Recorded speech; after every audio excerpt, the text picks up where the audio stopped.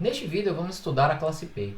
A classe P é a classe das linguagens que são decidíveis em tempo polinomial por meio de uma máquina de Turing de única fita determinística. Em outras palavras, P é igual à união dessas classes de linguagens. Time, n de k, onde k é justamente o expoente de um polinômio. Então vamos entender. Então aqui eu tenho, por exemplo, time de n ao quadrado. Aqui, por exemplo, eu teria time de log de n. Aqui eu teria time de n log de n. E assim sucessivamente. Ou seja, a classe P seria a união. Time de n ao quadrado unido a time de log de n. E assim sucessivamente. Dando continuidade, vale ressaltar que a classe P ela é invariante, ela não muda para todos os modelos de computação que são polinomialmente equivalentes à máquina de Turing determinística de única fita. Então, com isso, nós vimos no vídeo anterior o teorema que nos dizia que se nós temos uma máquina de Turing multifita de tempo Tn, nós temos uma máquina de Turing equivalente de única fita determinística de tempo O de t ao quadrado de n. Então aqui essa afirmação nos diz que essa classe P ela não vai mudar, independente do modelo determinístico assumido, pois ela vai ter uma variação que vai ser polinomialmente equivalente.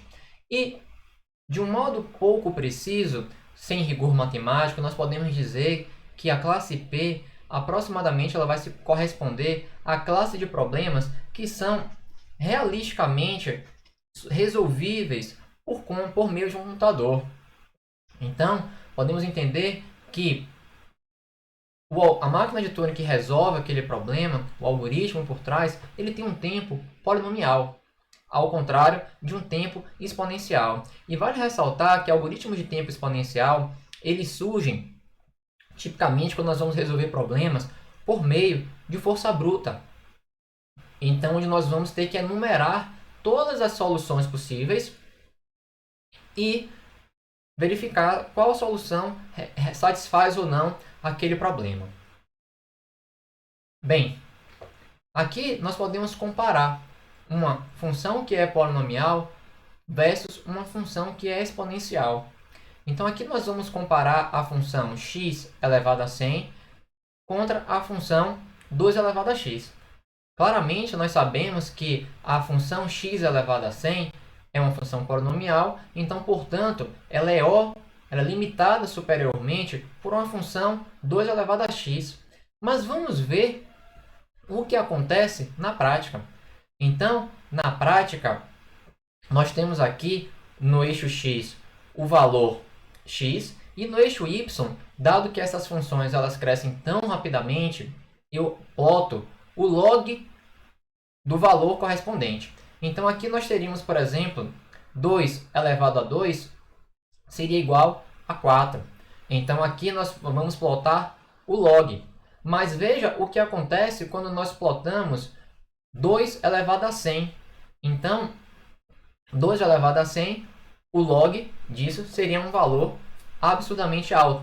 Então, portanto, aqui não está na base 2. Aqui está numa base qualquer que foi justamente utilizada por essa biblioteca. Se fosse na base 2, o log de 2 elevado a 100 na base 2 seria 100.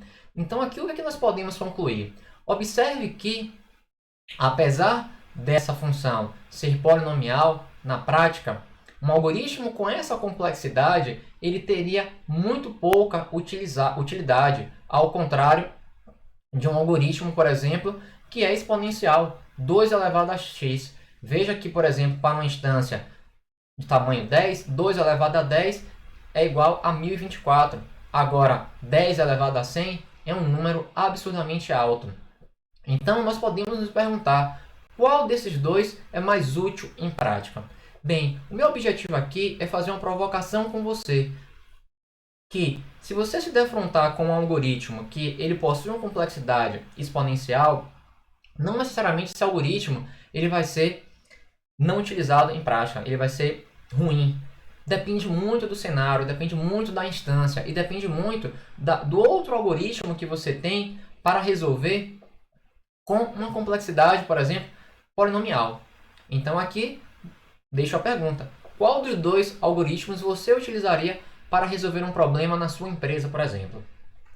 Bem, deixo aqui como exercício para que você leia um pouco sobre o método simplex e compare o método simplex com o algoritmo de Karmarkar com respeito à complexidade do pior caso e o seu uso na prática. Mas adiantando, o algoritmo do simplex de Karmarkar, eles são utilizados para resolver problemas de programação linear.